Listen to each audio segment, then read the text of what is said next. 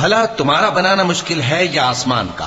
اللہ نے اس کو بنایا، اس کی چھت کو اونچا کیا، پھر اسے برابر کر دیا، اور اسی نے رات تاریک بنائی اور دن کو دھوپ نکالی، اور اس کے بعد زمین کو پھیلا دیا۔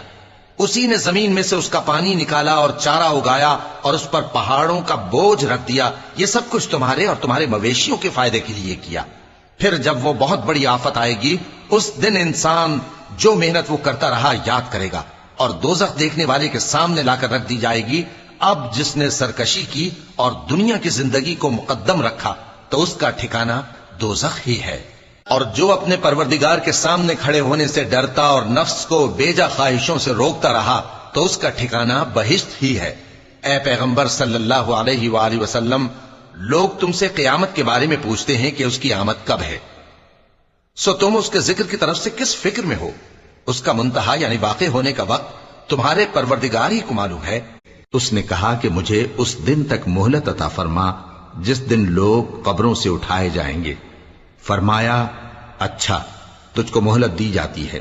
بولا کہ مجھے تو تو نے گمراہ کیا ہی ہے، میں بھی تیرے سیدھے رستے پر ان کو گمراہ کرنے کے لیے بیٹھوں گا، پھر ان کے آگے سے اور پیچھے سے اور دائیں سے اور بائیں سے غرض ہر طرف سے آؤں گا، اور تو ان میں اکثر کو شکر گزار نہیں پائے گا۔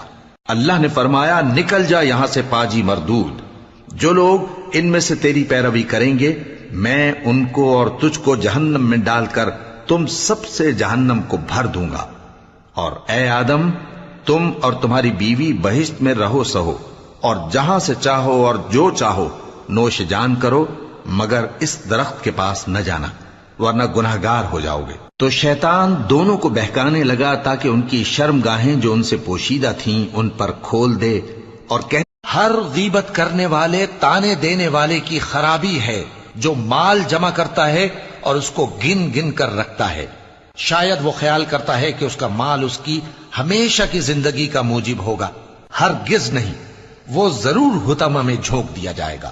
اور تم کیا سمجھے کہ حطمہ کیا ہے؟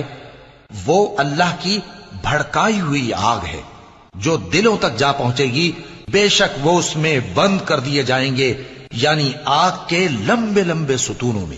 یہ اللہ کی آیتیں ہیں جو ہم تم کو ٹھیک ٹھیک پڑھ کر سناتے ہیں، اور اللہ اہل عالم پر ظلم نہیں کرنا چاہتا، اور جو کچھ آسمانوں میں اور جو کچھ زمین میں ہے سب اللہ ہی کا ہے، اور سب کاموں کا انجام اللہ ہی کی۔ اے پروردگار، میں نے اپنی اولاد ایک وادی میں جہاں کھیتی نہیں تیرے عزت و ادب والے گھر کے پاس لا بسائی ہے۔ اے پروردگار، تاکہ یہ نماز پڑھیں سو تو لوگوں کے دلوں کو ایسا کر دے کہ ان کی طرف جھکے رہیں، اور ان کو میووں سے روزی دیتے رہنا تاکہ تیرا شکر کریں۔ اے پروردگار، جو بات ہم چھپاتے اور جو ظاہر کرتے ہیں تو سب جانتا ہے، اور اللہ سے کوئی چیز مخفی نہیں، نہ زمین میں نہ آسمان میں۔ اللہ کا شکر ہے جس نے مجھ کو بڑی عمر میں اسماعیل اور اسحاق بخشے، بے شک میرا پروردگار دعا سننے والا ہے۔ اے پروردگار، مجھ کو ایسی توفیق عنایت کر کہ نماز پڑھتا رہوں، اور میری اولاد کو بھی یہ توفیق بخش۔ اے پروردگار، میری دعا قبول فرما۔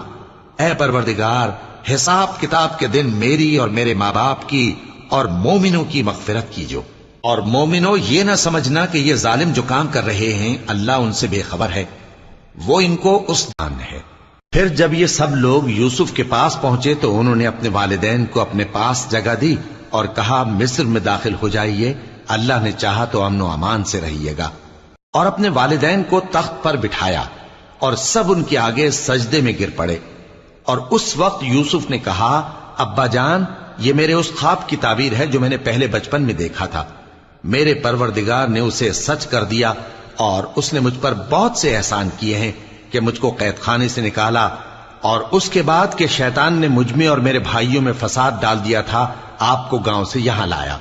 بے شک میرا پروردگار جو چاہتا ہے تدبیر سے کرتا ہے، وہ علم والا ہے، حکمت والا ہے۔ جب یہ سب باتیں ہو لیں تو یوسف نے اللہ سے دعا کی کہ اے میرے پروردگار، تو نے مجھ کو حکومت سے نوازا اور خوابوں کی تعبیر کا علم بخشا۔ اے آسمانوں اور زمین کے پیدا کرنے والے، تو ہی دنیا اور آخرت میں میرا کارساز ہے۔